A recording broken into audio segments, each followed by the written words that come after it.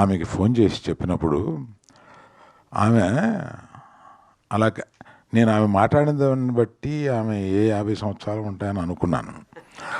ఆమె అంత చక్కగా, ఇది మా ప్రయత్నం ఏమీ లేదు సార్, నరసింహస్వామి మా ద్వారా ఈ పని చేయించాడు, నరసింహస్వామి మీ దగ్గరికి పంపించి ఇది రిలీజ్ చేయించాడు అని ఏది చెప్పినా వాళ్ళు నమ్మిన దీంతోటే మాట్లాడుతున్నారు.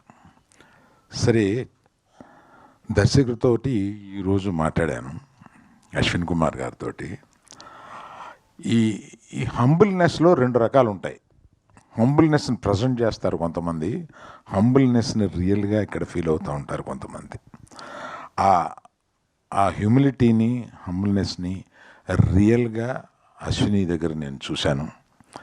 నేను దానికి నిజంగా వీళ్ళు ఇంత ప్రయత్నం, ఆ ప్రయత్నం ఎన్ని కష్టాలు పడ్డారో. 2020 యూ స్టార్టెడ్ దిస్ ఇన్ 2021